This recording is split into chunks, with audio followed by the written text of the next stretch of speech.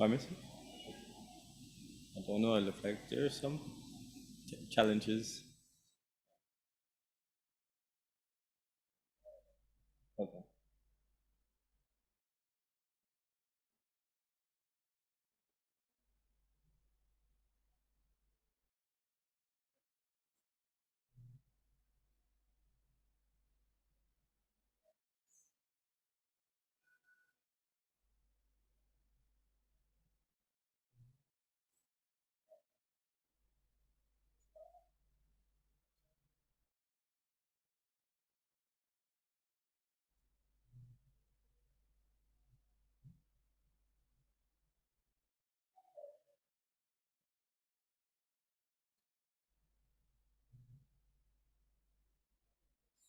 Right. Good night, brothers and sisters. Good night. Welcome to another evening of Bible study and fellowship. Tonight, we'll continue the theme with Reverend Laylor on the book of Proverbs about lessons for life. And we're glad to have you here. We're representing as the January birth month. Obviously, we're in January. So welcome to a new year, the first Bible study of the year, the first Bible study of the month, and January's first Bible study. We're going to have a song after our prayer from Sister Sante Davis, will lead us in a word of prayer. Then we'll go into our song, which will be led by our sisters in song. So without much ado, I'd like to invite Sante to come and give us our opening prayer.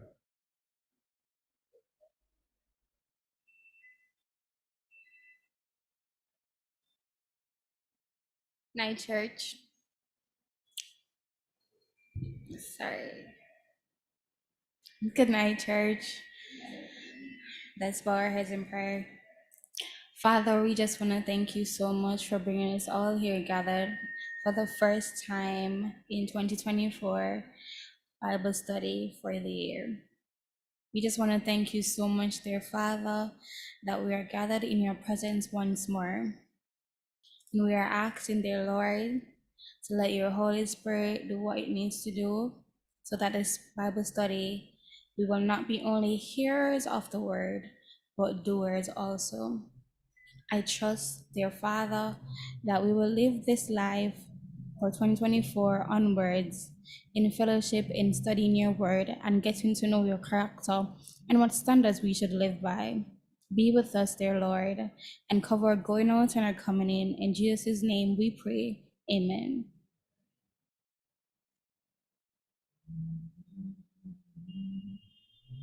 Our song for tonight is God of Grace and God of Glory.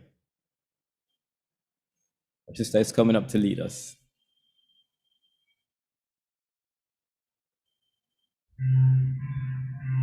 Please stand. Okay. Okay. Okay, no music then. That's all right.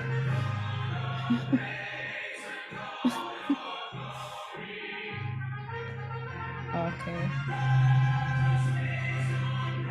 All right. We'll start soon.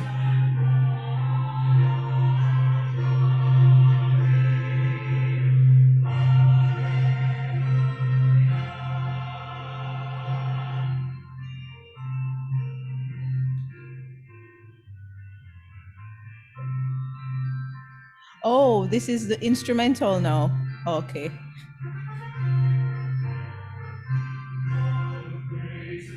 No, it's not gonna work. I'm sorry. Okay. We might not be able to see the words. Maybe can you track the words for us, please? No. Can you track the words? Yes, thank you. And then we'll just sing together. No, down here. At the mic. Yes, thank you. All right, and then we'll sing together. I don't know if it will be able to be projected. All right, thank you. Okay. If they come up, then we follow it. If not, okay. Oh, Gary, can we get the middle mic, please? Sorry. Okay.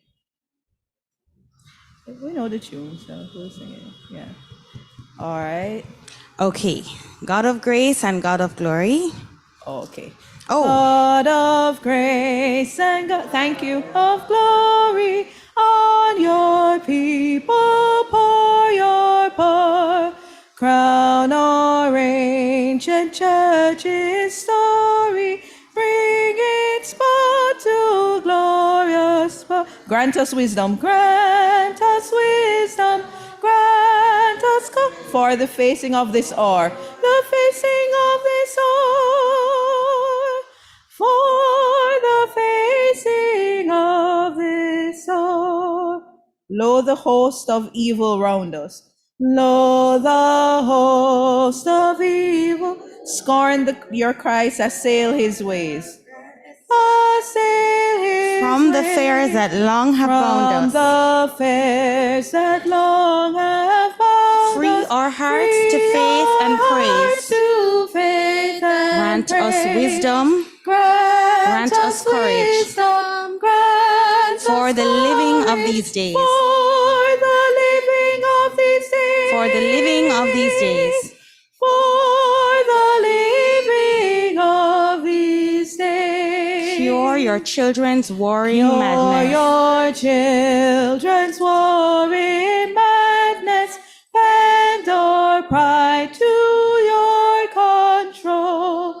Shame our wanton selfish gladness, rich in things and poor in soul.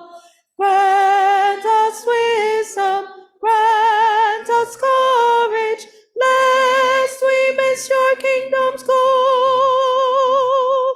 Lest we miss your kingdom's goal. Set our feet on lofty places, gird our lives that they may be armored with all Christ-like graces, pledged to set all captives free. Grant us wisdom, grant us courage, that we fail not men nor thee, that we fail not them nor thee.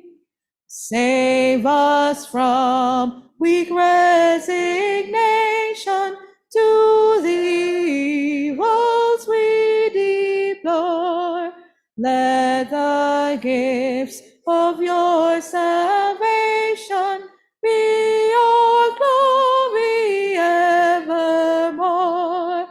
Grant us wisdom, grant us courage, serving you whom we adore. Serving you whom we adore.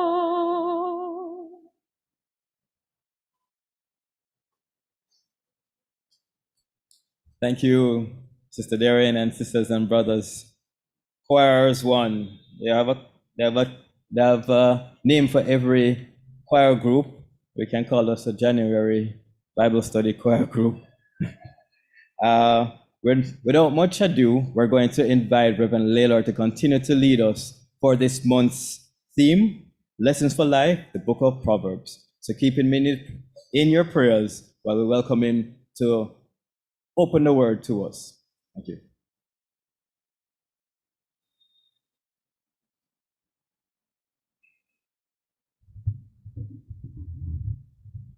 Good evening, sisters and brothers. It's good to see you who are present here in church. And we also would like to welcome those who are joining us on YouTube and on Zoom, the Zoom platform. We are grateful to God for the gift of this new year, for the opportunity we have to be together in this 2024. So welcome, and we are grateful. Well, we are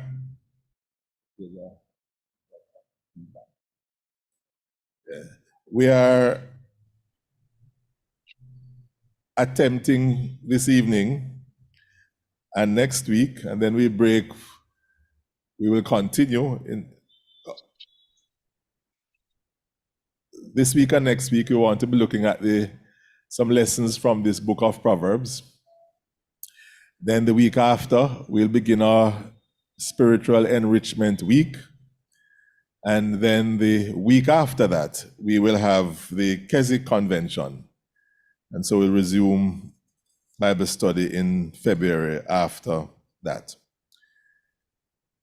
But we are going to be needing your assistance with this book. It requires some courage to take on the book of Proverbs.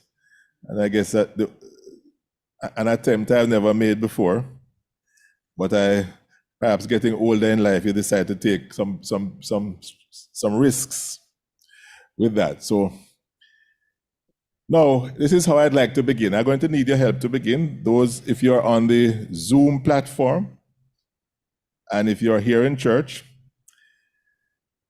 we want to relay the understanding of the book of Proverbs we want to begin to work out an understanding of this book of Proverbs. So that's what we'll be doing this evening.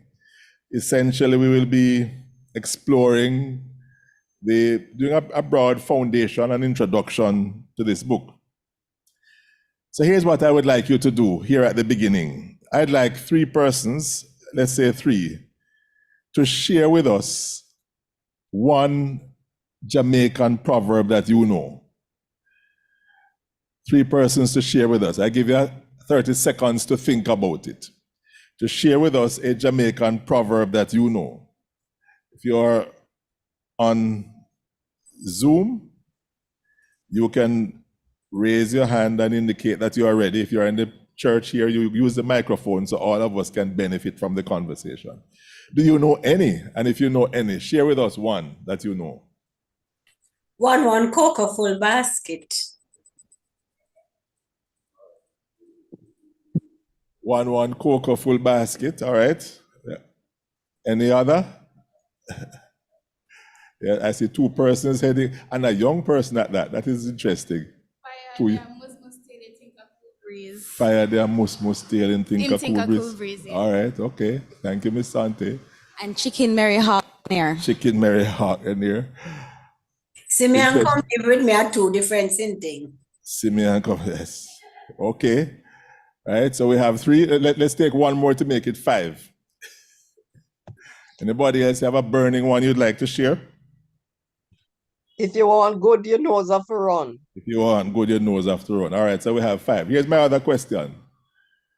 Where did you learn this proverb or these proverbs? How did you come to know them? Yes, I'm hearing school. Growing up as children in Jamaica, at home and at school. At home and at school. From Yes, the older school. generation. I'm getting 3 answers. One is home. The other I'm hearing is school. And the third is from the older generation.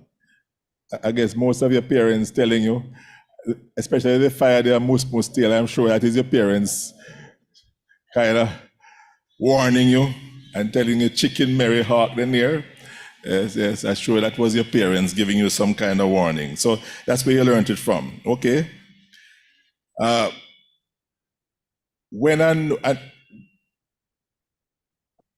then, having thought about this, having spoken about them, when would a proverb be normally used? When would they normally use it, a proverb?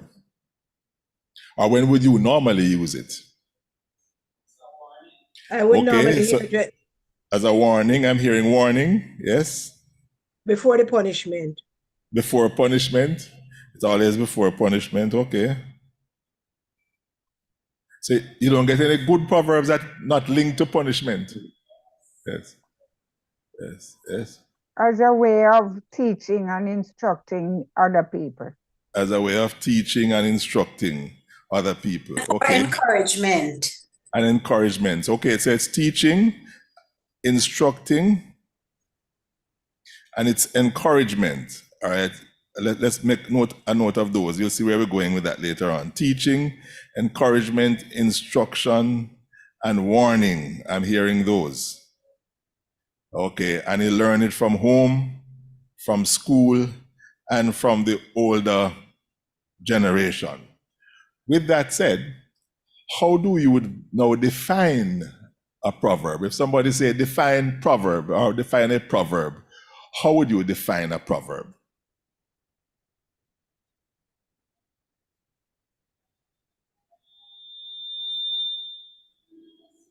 It's a wise saying, but it's often metaphorical or symbolic in meaning. Oh, go again. You say it's a wise saying. Saying, and often a metaphor, a symbolic type of, it's not a straightforward word for word advice given. Okay, wise saying, metaphoric, symbolic. It's not literal. Okay, so wisdom is transmitted in that way. Similar to a parable, okay. It's similar to a parable. Okay, yes. What about you on Zoom? Often very poetic in the way it is expressed. You're saying it's, what is that? Poetic? Often, yes, in the way it is expressed. Poetic in expression. Okay. Interesting, interesting. Now, your description and your definition of a proverb in our Jamaican sense is not very different from the book of Proverbs. And I want you to bear in mind all that you have just said as we take it now to discuss the book of Proverbs. You remember this book? You remember this book? It's Jamaican folk talk written by our deacon, one of our deacons, brother Leo Richards. And he, in this book, has done a whole collection of, he calls it Jamaican folk talk, a collection of Jamaican proverbs and cultural expressions. Very interesting book that he did. We looked at it some years ago in our summer book club. An interesting discussion. So here's the point we would like to begin. All traditional societies have their proverbs. All traditional societies have their proverbs, which the mature wisdom of many generations is condensed in a form and in a manner that makes it easy to pass on from one generation to the next. So Proverbs are not unique. Proverbs exist in most, I would say, traditional societies. And what they do is that they condense the mature wisdom of many generations in a form that will enable it to be transmitted, to be passed on from one generation to the next. Hence, that's why you said, sister, that it is poetic in its expression. It is metaphoric, yes, it is symbolic, and it a nice condensation that is passed on. So we could define Proverbs as a short, popular saying that communicates a familiar truth or observation in an expressive and easily remembered form. I'm just saying the same thing, that it is a short, popular saying that communicates a familiar truth or an observation in an expressive and easily remembered form. So when you read the book of Proverbs, when you read through the book of Proverbs, as I am sure you have in part, maybe you haven't read it right through because it's not a narrative. So it's not easy to read it right through for most people. You will notice that some of the Proverbs in there give the insight by comparing one thing against another. So there is some comparison And from that comparison, you get some light, some wisdom, some truth being transmitted. So that's one way that you will notice in the book of Proverbs, that there is this comparison. Another way is that there will be a truth that is simply expressed, but it is expressed in a condensed form that is easily transmitted from one to the other. And some of them are sayings that set an example of a type of behavior that is to be followed. Sayings that will set an example of a type of behavior that is to be followed. So one way to understand the book of Proverbs is to go to it as we would our Jamaican Proverbs, and to appreciate that it is the condensation of generation of wisdom that is put in a form, poetic form, our sister said, condensed form, that is easily passed on from one generation to the other. So what we get in the book of Proverbs then is the deposit of hundreds of years of Israel's wisdom of the many generations condensed in these sayings that are passed on. Now, the book of Proverbs is not the only place in the Bible that you will find these proverbs, these wise sayings. It's not the only place in the Bible. Can you tell me one other place that it could be found, that they are found? The Psalms. Ecclesiastes, yes? Ecclesiastes. It can be found in Ecclesiastes at another place. All right, since you're on fire, give me another place. The Psalms. See, you're right. Proverbs, Ecclesiastes. Give me another place. Songs of Solomon. Songs of Solomon. All right. Ish. Yeah. But it's the Psalms. Yeah, I would say. Some writings in the Apocrypha. We're not hearing you. The wisdom writings in the Apocrypha. No, you're gone too high for us. You're gone way too high for us. She says the wisdom writing in the Apocrypha. Stay with us where we are here now. We are not apocryphal people. Stay with us. And let's use the canon we have in front of us. That was you, Sister Yulette, right? Yes. What if I say the book of Job? You would say yes? Okay. All right, yes. So the book of Job will be another place. What if I say that there are some Psalms in the book of Psalms? Okay, you agree with that as well? Yes. So these together are generally called the wisdom writings, the wisdom literature in the Bible. So they're not prophetic, they are the wisdom literature in the Bible. So, all right, give me an example of a psalm that is functioning in that way. One psalm. And I'm saying one psalm. Hint, hint, one psalm. One. Psalm 1, yes. You remember that? What does it say? Blessed is the man that walketh not in the counsel of the man that ungodly. walketh not in the counsel of the yes. It functions in that way, in that part of the wisdom. Psalm 49 as well, if you want to read it later on, and Psalm 73.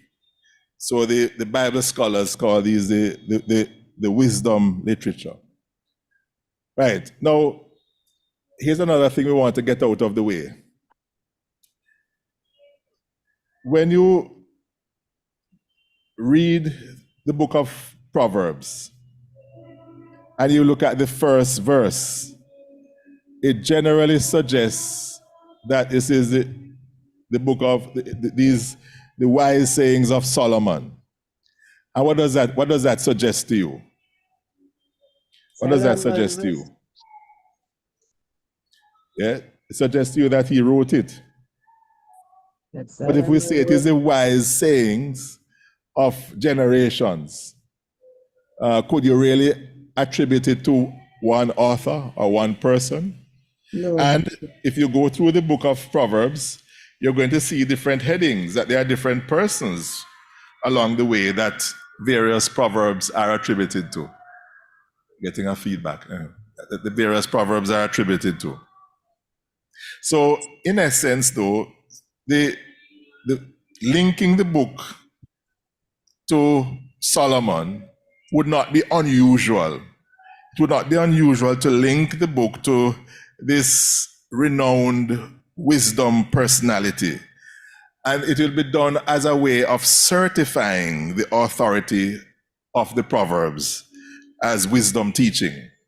So it is not to say in any literal way that these are all written by Solomon, because remember we said that it is a wisdom of generations, hundreds of years that are condensed and passed on from one generation to the other. And remember we said that if you will observe that as you go through the book of Proverbs, that there are different persons, perhaps even different time periods where some of these proverbs emerge. So these wisdom writings, the fact that it was attributed to Solomon, this particular one, is a means of almost giving authenticity, certifying the authority for those who are going to use it within the period and within the time that it was being used. There was a time when we used to attribute all Jamaican poems to Miss Lou, though she wasn't the author of all of them. I remember watching, younger ones of you would know what this is. I remember watching Ring Ding one time. Younger ones, do you know what Ring Ding is? Never heard of it. Sante shaking her head, never heard of Ring Ding. It's a long story. After Bible study, we can talk about it. But I remember someone went up, she was hosting it, and someone went up and recited a poem and then said by Louise Bennett, and she said, no, I have never have nothing to do with that one. Never heard it before, never had anything to do with it. But it was almost a way of people giving it, certifying it and giving it authenticity when it was attributed in that way. So in a similar kind of way, that is how this can be viewed, the authorship. But we can talk about that a little later on. Now, let's do something now. Let's talk a little bit. So what we have done is that we have tried to locate proverbs within our own culture, our own time, within our own sayings, and showing this similarity between our folk sayings and that which is in this book of Proverbs, that they have similar origin and serve a similar purpose. We have tried to talk a little bit about the authorship so that we don't tie it down narrowly to any one author, but understand it is a broad sweep of wisdom over many generations. Now, what are these proverbs? Generally, when you look at the book of Proverbs, you get a sense that one, they are folk wisdom, meaning that these are the sayings of the common people. Second observation we can make when we read the book of Proverbs is that you're getting moral and religious instructions. And the moral and religious instructions come from parents, from teachers in the wisdom school, and the wisdom schools would normally be located within the temple courts, and those who are allowed to go to wisdom schools would only be men, young men, who are being taught the wisdom of one generation to another. So it is the teaching of the school. It is the instruction from parents, moral and religious instructions from school and from home. But it is also the wise sayings of the elders within the community. The wise sayings of the elders within the community, as well as the political insights of those counselors who work within the royal court. So the point I'm making there is that there are different sources of this wisdom. It is the sayings of the common people. It is the moral and religious instructions from home and from school. It is the wise advice of the sages, of the elders within the community.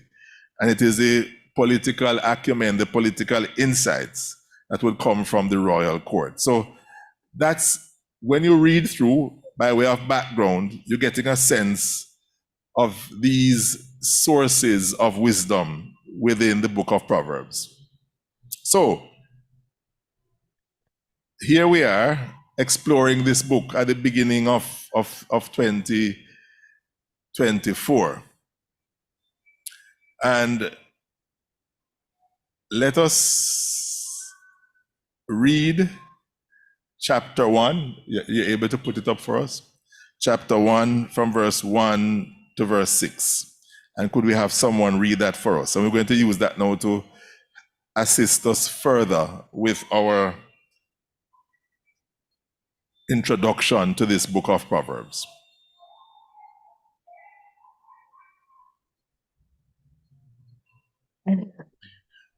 Is it up? Yes. While you're coming, let me just make this other observation. I want to make another observation. That there are those who believe from time immemorial that the book of Proverbs should not be in the Bible. You believe that? That there are those who felt it ought not to be in the Bible. Why do you think they would have that view? The main purpose for that view is that they say the book of Proverbs is too secular. It doesn't have the religious flavor. You're not going to get the religious themes like redemption, like salvation, doctrinal themes. You're not getting that from the book of Proverbs at all. So no talk about covenant, no talk about redemption, no talk about the privileges of the people of God. That's not the focus. That's not the focus. The focus is on plain, ordinary people who live in the world. So there are those who would say that this book is way too secular, and it can't even, not even sure that we can identify it as a theological or a spiritual book, because it is not dealing with the high matters of faith. It is dealing with those mundane matters, those ordinary everyday matters, like how to bring up children, about the dangers of spreading gossip, about the problems of talking too much, about the dangers of bad company, and even about simple things like table manners. You get all of that in the book of Proverbs. And there are those who say this book is it's not a biblical book, it's not theological enough, it's not spiritual enough, it is not spiritual enough, so it ought not to be in the Bible. So bear that in mind as we talk about it. The fact that it is in the Bible means that in the end, the community of faith, the people of God, and later on the church did not share that view, It is, yes, it is secular. No, it is mundane. Yes, it talks about ordinary things, but it makes an important point in verse 7, which we will look at later on, that locates all of that in the fear of the Lord. The fear of the Lord is the beginning of wisdom. So it makes very clear point that successful living requires fear of the Lord, and it requires fully trusting in God. It also suggests that to live a successful life require us to live in conformity with the will and purpose of God, in the way that God has ordered the society. And and it constantly raises the question that to live wisely is to fear the Lord.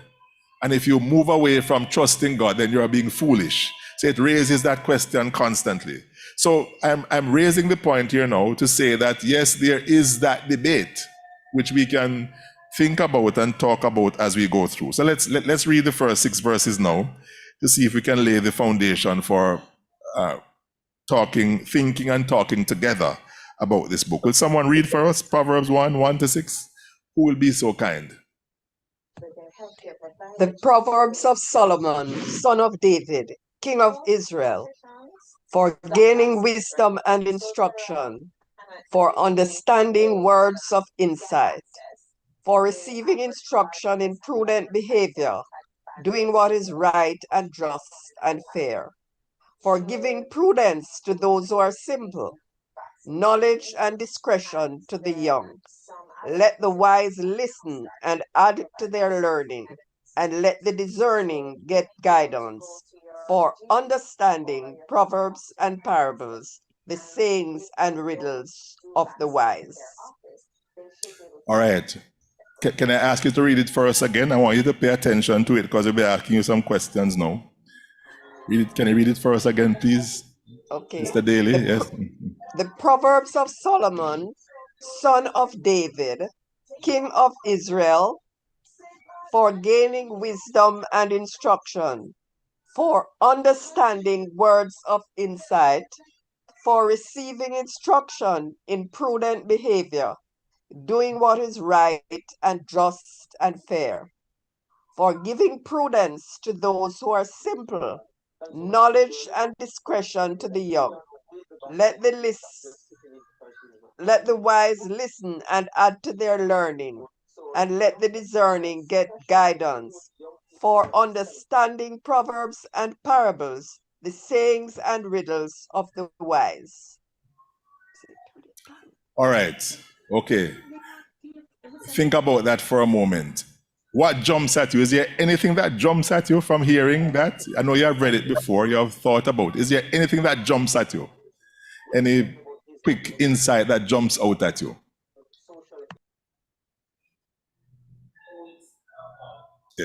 Yes. Go ahead. Yes.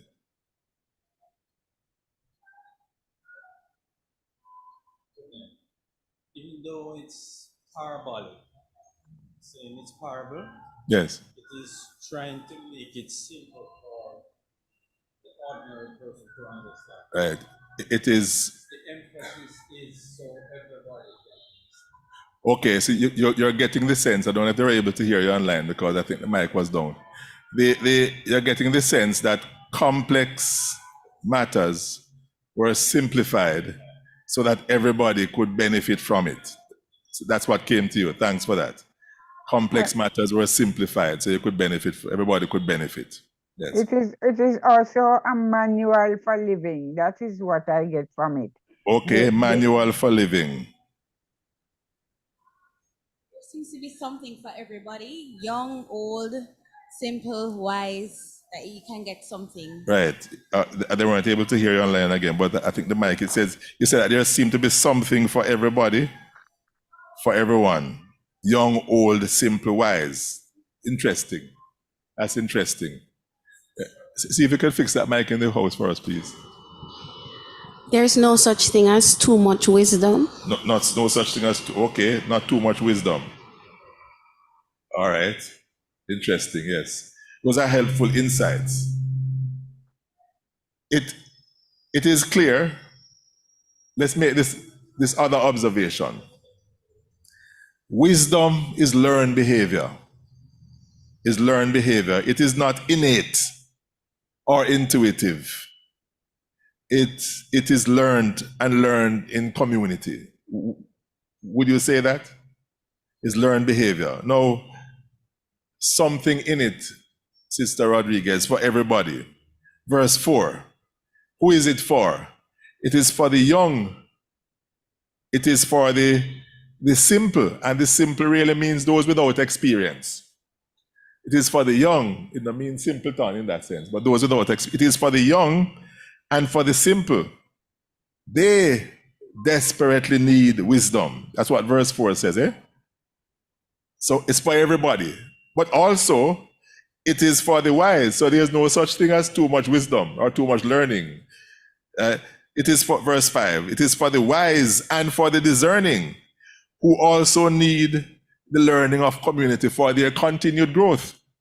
It's like you never stop learning. That's what it is suggesting, that you always need to be learning. And here we say it every day you learn something new.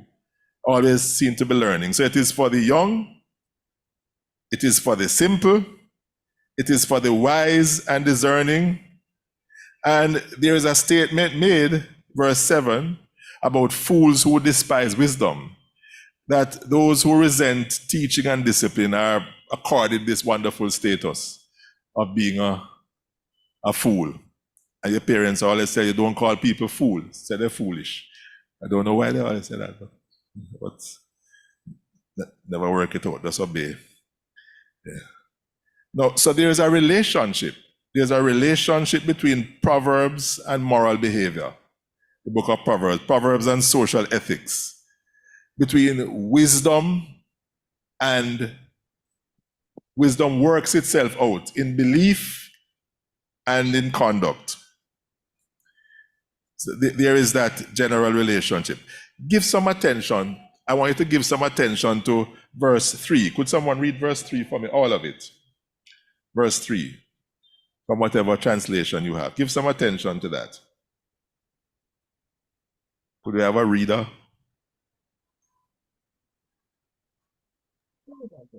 For receiving instruction is Verse prudent. 3 reads, their purpose is to teach people to live disciplined and successful lives, to help them do what is right, just, and fair.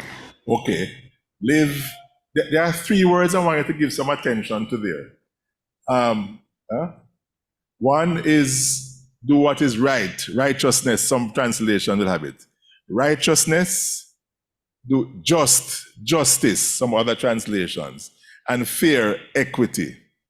So it makes an important point for us that it uses these 3 moral terms: righteousness, justice, and equity, suggesting to us that wisdom is not merely concerned with personal flourishing, but it is concerned with the flourishing of the whole community. It is not merely concerned with personal flourishing, but with the flourishing of the whole community.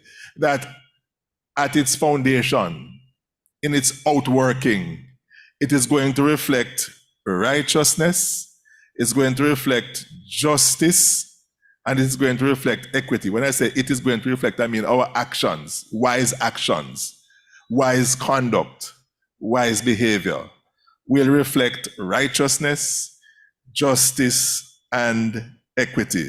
Because wisdom, wise living, is not merely concerned with personal flourishing, but with the flourishing of the entire community. I like the way that this author puts it, and I want to read it for you. It says, wisdom, he says, Michael Fox, he says, wisdom is not only knowing, listen to this carefully, wisdom is not only knowing, but wanting to do what is right and avoid sin. Wisdom is not only knowing, but wanting to do what is right and avoid sin. So it focuses on forming character. It's character formation and the cultivation of a kind of a disposition, a kind of a way of living that reflects building a just and equitable society. I don't know if you're understanding what I'm saying. So that's what it suggests. Now, let's go back to the first 6 verses. And there are a number of words that are used in these verses to talk about wisdom. And each of these words, each word will give us a perspective on one side of wisdom or one.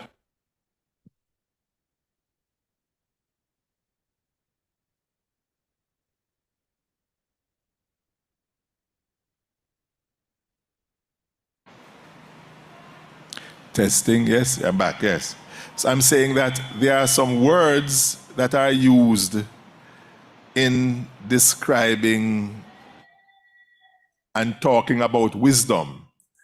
And some of these words are used as synonyms sometimes, and some of them gives us a little glimpse of one side, one face, or one aspect of wisdom. So in trying to define or to describe wisdom in this foundational stage, I would like us to look at some of these words. So let's look at these words in chapter 1, verse. There's a word that comes up in verse 2. It says, for learning about wisdom and what's the other word? Instruction. Learning about wisdom and instruction. So I want to zero in a little bit on the word instruction and to show the relationship between instruction and wisdom, how they relate and how they correlate with each other. And to say that the word instruction gives us an understanding about something of wisdom or of something about wisdom. Gives us an understanding of something about wisdom. So what is instruction? Well, essentially, it is learning from the experience of generations past. So instruction would be one way to acquire wisdom. Instruction is a means of acquiring wisdom, and wisdom is acquired through learning from the experience of generations past, learning from the counsel of the wiser and older generation. That's what instruction says to us. Instruction says, here is a means of acquiring wisdom. A way to acquire wisdom is to give attention to the body of knowledge, the body of experience that exists out there that can be passed on to us from generations past. So when you're going through the book, you're going to hear the young being given instruction. Listen to your elders, listen to your parents, listen to your mother, listen to your father. You're getting that kind of instruction because instruction is a way of acquiring wisdom. That's one way to understand this word instruction and the relationship between instruction and wisdom. Is another nuance to this word instruction. And this word instruction is also referring to disciplined living. In other words, if you are studying the word and if you are following the word, how it is used in the Hebrew in many parts of the Old Testament, and you are relating that to how it is used here in Proverbs, you are getting the sense that one, instruction is about acquiring wisdom, how it is passed on from one generation to the next, how the experience of the older and wiser generation is transmitted to the young. It's a means of acquiring wisdom. That's one. The other thing you'll notice is that instruction is also related to disciplined living. It is the skill that is required for good and successful living. And that skill that is required for good and successful living is called self-control. Self-control is disciplined living. Disciplined living is self-control. What does self-control mean? To master life means to master self. So throughout the book of Proverbs, you're going to see that you are to avoid being mastered by your tongue. Avoid being mastered by your passions. Avoid being mastered by your appetite. Avoid being mastered by your temper. Because if you are to follow instructions, it will require disciplined living. And disciplined living is related to self-control. Mastering life means mastering self and not being ruled by these others. So that's one word that helps us to understand wisdom. Instruction. And what is instruction pointing us to? The means by which wisdom is acquired. And reinforcing for us the necessity of disciplined living. Disciplined living is this defined in Proverbs as self-control, mastering self and mastering others. So that's the word instruction and its relationship to wisdom. It makes sense for our generation, and for us. Follow the advice of those who pass on. Why? Because they are smarter? Because they're smarter. Huh? They have lived long enough. They have seen some things. They have heard some things. Yes, experience. And parents have a problem with this sometimes. When you're trying to tell the younger ones, don't go this way. And they say, no, you can't tell me anything. And you know that this way is not going to be useful because you did it when you were young and you knew the consequences. And you want to spare them the consequences. You want to tell them, say, don't really go that way, but they're not listening. Not listening, they say, and you give up sometimes. But the idea of disciplined living and self-control. So that's one word within the definition that helps us to get a sense of what wisdom is. Now, there is another word that we want to lift up for verse 4. From verse 4 translated as shrewdness. Shrewdness. You're reading from another translation apart from the NIV? That's what you have? Smart? Smart, yes. Another translation. So there is this word, and go down to verse 6 as well, verse 4. To teach shrewdness to the simple, knowledge and prudence to the young. Let's take some of those words. Shrewdness, same root as understanding, same root as insight, same root as discern and discerning. Shrewdness, discerning, understanding, and insight. What is that? What is that? Remember, I'm saying if instruction is about acquiring wisdom as a means of acquiring wisdom, and it's about disciplined living, what is your understanding of what is your understanding of what understanding is? What's your understanding of shrewdness and of insight? How would you, maybe off the top of your head, just define that? Yeah. You say shrewdness is street smarts? Okay. And by street smarts, you mean what?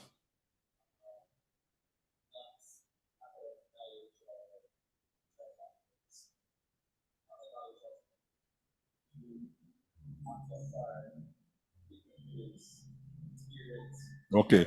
You're saying it's not academic knowledge or book knowledge, but knowledge that you acquire from different places. But let's explore that a little bit.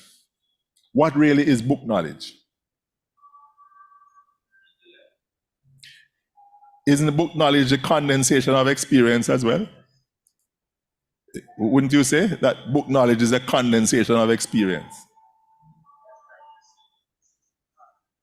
Huh? More like, all right, okay, I get you. All right, so you're saying it is not the intellect, as you're saying, but it's more like common sense.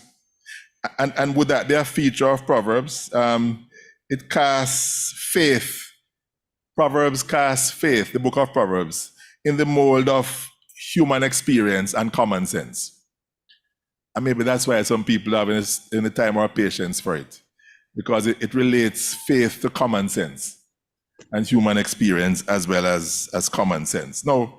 So, Pastor. Yes, ma'am. We have word knowledge, W-O-R-D, and yes. we have world knowledge. Okay. Which, the world, that is what we acquire, our behaviors, our responses, and so on, which teach us. Yes. Some wisdom or some ways to live in a wise way. Yes. And then we have the word knowledge, which gets recorded from the various experiences that people go and become intellectuals and write, academic. Okay. So you're calling it word knowledge and world knowledge. All right, that's a Yes. neat categories you're creating for us there. But so we talk a little bit about wisdom, about instruction and its relationship with wisdom, understanding, insight, and discernment. What is that? Essentially, this is what it is. It is about the ability to make sound decisions and the ability to discriminate between what is right and what is wrong, what is wholesome and what is damaging. In understanding, in gaining understanding, in gaining insight, in gaining discernment, it reveals to us wisdom, or says to us that wisdom to live wisely and to operate wisely is the ability to discriminate between right and wrong, between what is wholesome and what is damaging, what is important and what is trivial, what is wise and what is foolish. It is about making sound decisions. So understanding, in essence, is you could say, the moral outworking. Wisdom working itself out in conduct, helping us to discriminate, to discern between right and wrong. That's where your point now about book knowledge and so, because the wise person is not the person who has the technical skill, the technical ability, or the intellectual capacity in the way that it is looked at from the Bible here in Proverbs. The wise person is who? The one who discerns and makes the right decision. What is the right decision? Yeah? What is that? No. Sorry. Let's explore this argument. Thank you for that. Thank you for that. Let me tell you what he said, and you tell me what you feel. He says the right decision is the one with the best outcome. You agree?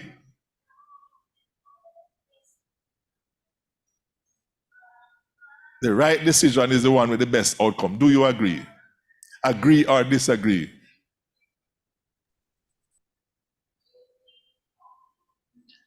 The right. No, interrogate it. No, don't just look like you're. Tell me why you think so. Well, what do you mean by best, though? That's the issue, because and that's helpful for us. It depends on how you define best. That is true. Now, that is why, in essence, these words that is translated understanding, discerning, and insight, that it is value neutral, right? Meaning that you can have an outcome that you consider a good outcome, but has bad consequences for others. But that's not wise. So it give you money. All right, I gamble, right? And all of us here gamble. So we set our money. I win, and all of you lose. For me, that's a good outcome. For you, not such a good outcome. Is that wise in the eyes of the book of Proverbs? Is it wise? Pastors, Is it? Why is it wise? Okay, verse 3 says, honest, fair, and just. That is it. It is not honest, it is not righteous, it is not just, and it is not fair. No righteousness, no justice, no equity. It's not fair. It's one of the problems that we have now. I was talking today about it, that you realize what is happening with gambling in our society. That there was a time in this country, Brother Roderick, you remember, when the government said that I'm going to introduce a lottery, and the church says, absolutely not. No lottery can happen here. And the church was in uproar. There was a time when they said casino. The church says no casino can't happen in our country. Time when they said we're going to have horse racing on Sunday, we said, no, it can't happen. Because you need to limit gambling, not to spread it. But look what's happening now. I mean, you are watching the Olympic finals, and all of your athletes are down, and you're on tenterhooks. And as they say, on your mark, get set, you hear, bam, lottery draw time. Everything have to stop for that. That can't stop. That is, on your national television is a lottery draw time. So the point is, many now in our society are not seeing, in our churches, are not seeing anything wrong with gambling. They say it's innocuous. I just buy a number. I just bet on my football team. I just do all of that. It's easy. We're just doing all of that. But the truth is that we often forget that in order for one to win, many will have to lose. It is a violation of the principle of neighbor love. Not to mention the idea of work ethic and those other things that we are using to build a righteous, just, and equitable society. So the reason why I pause on the good outcome, is, well, maybe the idea of good qualifies it, you think? And by good, you mean godly. Okay, got you, yes. So you probably should say a godly outcome then. Yes, a godly outcome. Right, yeah, because what is good for me may not be godly. May not be godly. So that's the idea of understanding. So I don't want us to miss it. What then is understanding and insight? The ability to make sound decision, to discriminate between right and wrong. And then it uses another word, wise dealing. Wise dealing. And that is also dealing with the whole matter of conduct in relationships. At its base, always keep in mind, verse 3, righteousness, justice, and equity. So, wise dealing and shrewd dealing, you can cut and cut a deal, and you can work out a deal and work it out nicely. And it works well for you and for the company. And it works well for whatever narrow interest you're representing. It looks good. And people laud you to say that man is shrewd. He's wise because he knows how to cut a deal. He drives a hard bargain. And you're elevated for it. But in the eyes of the wisdom literature here in the book of Proverbs, is that wise? Wisdom and wise dealing and shrewd and wise dealing is understood as that which is helpful and wholesome for a community. If it is not helpful or wholesome for a community, it is not wise dealing. So you're singing songs and you're making millions, but the songs are not really edifying, helpful, or wholesome for a community. But it makes you famous. You're going viral. You are well known. So there's a sense in which, even though Proverbs is described by some as not being a heavyweight theological book, in a sense it is, wouldn't you say? But it is dealing with theology from the grassroots.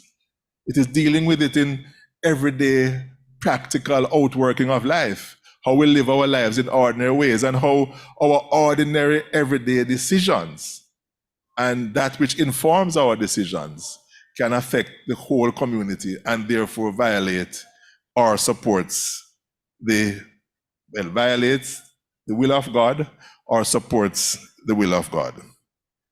And then there's a word here. You see the word prudence? Prudence. That word suggests the ability to plan ahead and to plot ahead, to go forth with foresight. So, what are the phases of wisdom, or the aspects or the perspectives on wisdom that we are getting from these words described for us in verses 2 to about verse 6? We are learning that instruction is a means of acquiring wisdom, learning from the experience and the counsel of the older and wiser. That instruction is related to disciplined living, and that disciplined living is about self-control, mastering self, not being ruled by appetites, not being ruled by temper, not being ruled by passions, not being ruled by anything, but being one having control, the disciplined life, the disciplined mind, one having control.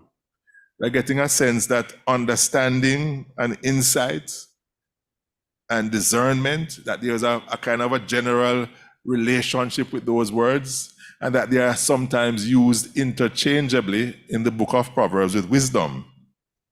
And that at the heart of it, it is the ability to make sound decisions, the ability to discriminate between what is right and what is wrong, what is wholesome and what is damaging. It is wisdom's way of reaching sound decisions. That we're understanding wise dealing, shrewdness, to be about working towards that which is helpful and wholesome for community. And that prudence has to do with thinking ahead, planning ahead, plotting ahead, and trying to get some foresight from what is ahead. So, what is wisdom from this book of Proverbs? Well, wisdom is about the skillful mastery of life. It is about the skill to master life. And what is the foundation of this skill that we need to master life? Verse 7, which is an important introductory verse that is repeated later on in the book. I think in about chapter 9, it is repeated, and it is repeated elsewhere in the book. Verse 7, you know what verse 7 says? The fear of the Lord is the beginning of knowledge. Fools despise wisdom and instruction. That's your memory verse. The fear of the Lord is the beginning of knowledge. Fools despise wisdom and instruction. Here's the point where we want to end this. Remember, I said earlier that there were those who said, are of the opinion that this book of Proverbs ought not to be in the Bible because it is too secular, it is too worldly. When you get a verse like this, it counters that view.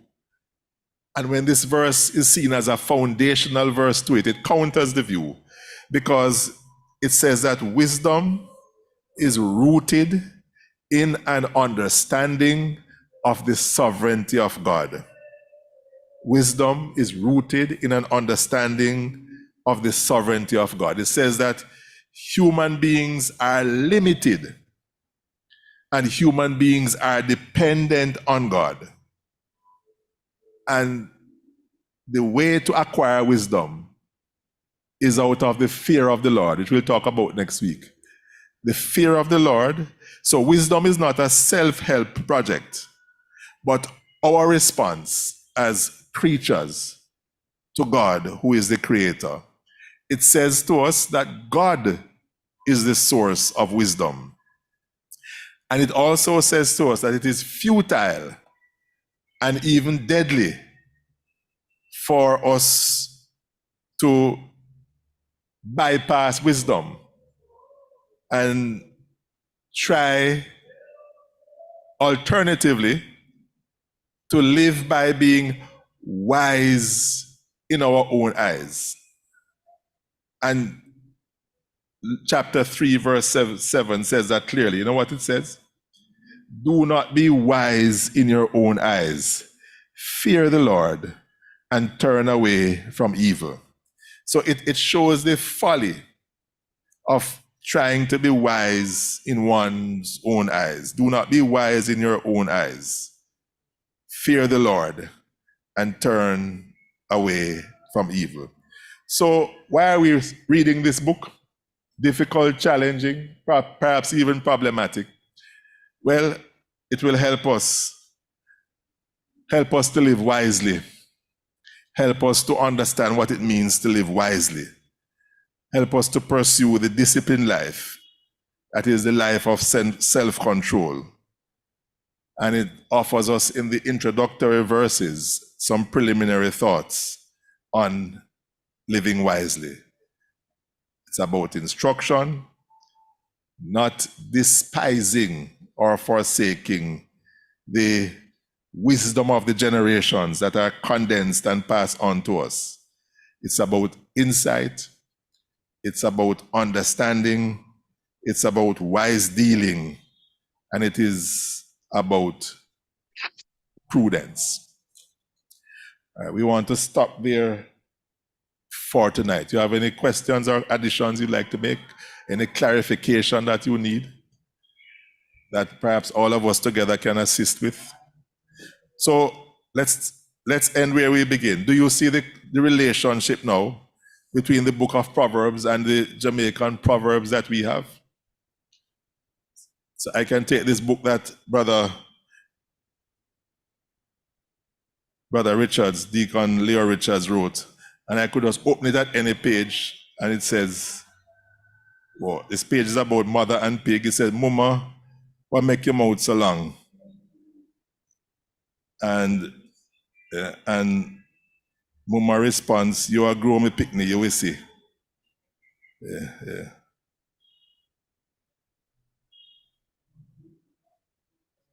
Say, him no care about rata and butter when him get it.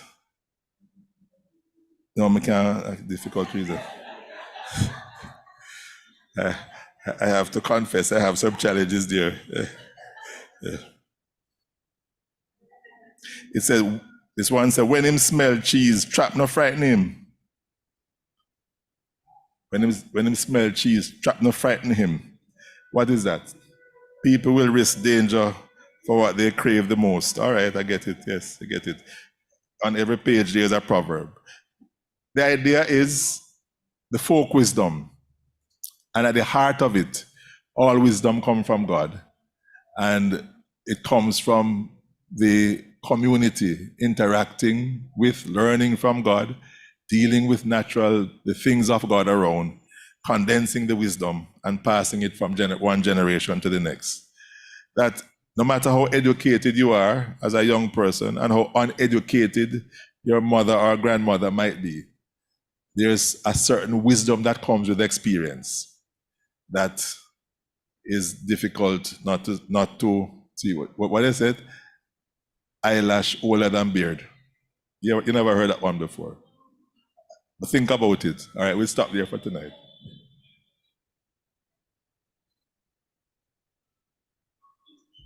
Right. Thank you, Reverend Layla, for a very insightful Bible study. I hope you guys were taking notes. Remember, we have homework, verse 7 to study.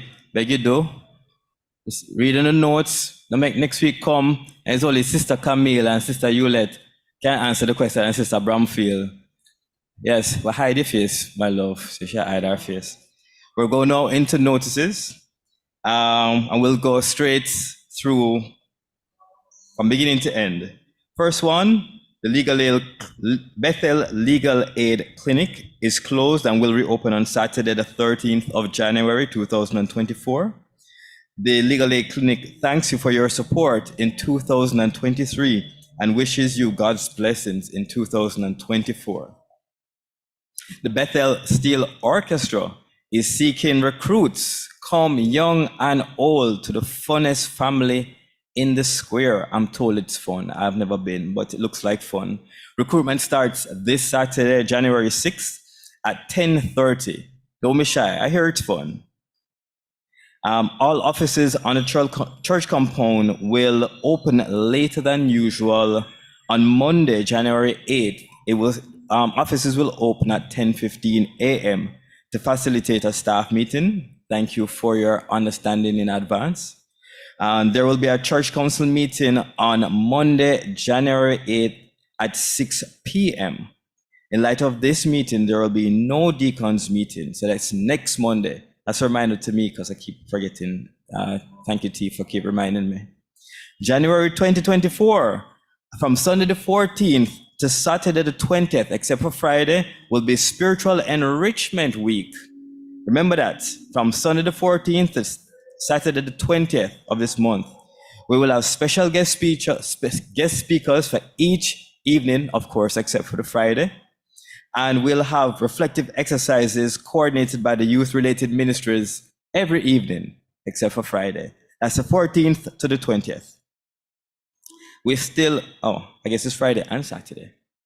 We still have Advent meditation booklets. Get copies at the church office. It's only $500.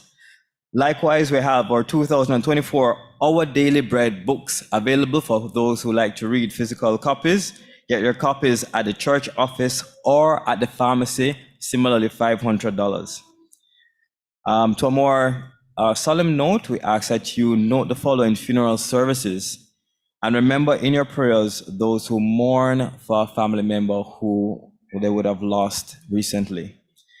The funeral service for Sister Judith Anderson will be held on Saturday, January 13th, that's next week Saturday, at 10 a.m. at Bethel Baptist Church. Please be in prayer for Mr. Alex James, the Walters family, and the Anderson family. The funeral service for Mr. Lloyd Da Costa will be on January 17th at 11 a.m. at the Brownstone Methodist Church in St. Anne.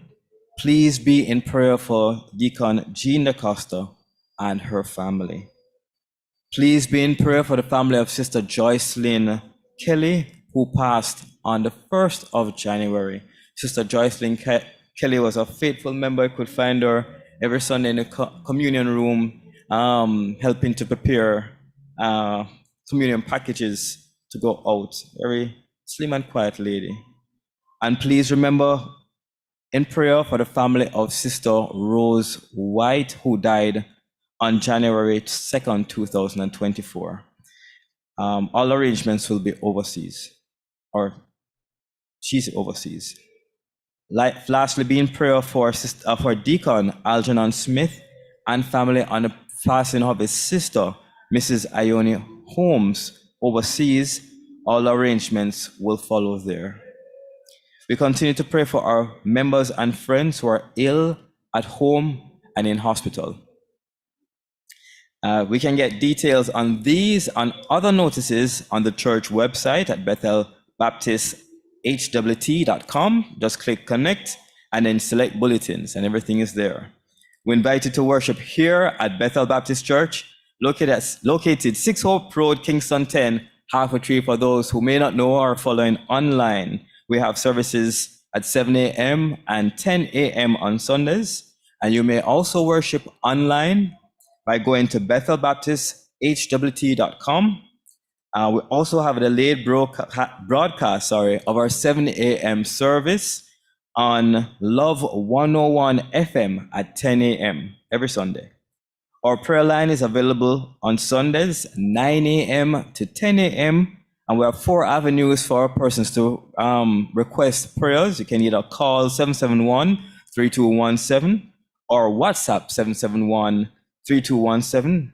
You can also email a prayer request to bbprayerline@gmail.com or send a request online by going to the same website, bethelbaptisthwt.com, and clicking prayer line. A prayer partner will get back to you. You can put your wisdom book on that. So remember our instructions for the week. Remember your homework, verse 7, study that. We'll have our closing hymn before we go into our prayer and benediction. Our closing hymn will be played for us. It's We Have Not Known Thee As Thou Art. And Sister Darian coming up, so I think she's going to lead us in singing as well. All right, please stand. All right, yes. Sorry, thank you.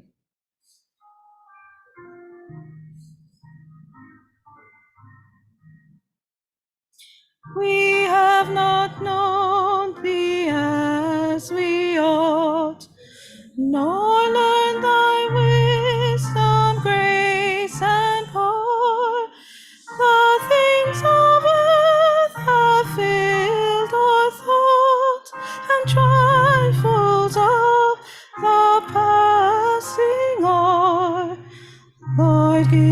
us like thy truth to see, and make us wise in knowing thee. We have not feared thee as we ought, nor bow beneath thine awesome eye. Lord, give us faith, the word and thought, remembering that God was nigh. Lord, give us faith to know thee near, and grant the grace of holy faith. We have not loved thee as we ought, nor care that we are loved by thee. Thy presence we have coldly sought, and feebly long thy face to see. Lord, give a pure and loving heart, to feel and own the love thou art. We have not served thee as we ought, alas, the duties left undone. The work with little fervor wrought, the battles lost or scarcely won. Lord, give the zeal and give the might, for thee to toil, for thee to fight. When shall we know thee as we ought, and fear and love and serve aright? When shall we out of trial brought be perfect in the land of light? Lord, may we day by day prepare to see thy face and serve thee there.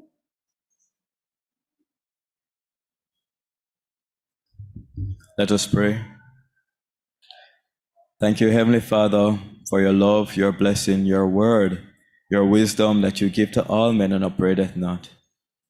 Help us in this hour to offer all things unto you, our lives, our work, our leaning to understanding, that we may align our days aright and live by you. We pray that this week your word, your spirit, and your love will go with us, recharging us, bringing us closer to you, and allowing us to let your light be seen in the world. We thank you and pray for journeying mercies today and this week. Through Christ we pray. Amen. Receive the benediction. May our Father and Creator, King and friend, bless you and keep you. May he be your refuge and strength and ever-present help throughout this week. Please go in peace and share his love. Amen.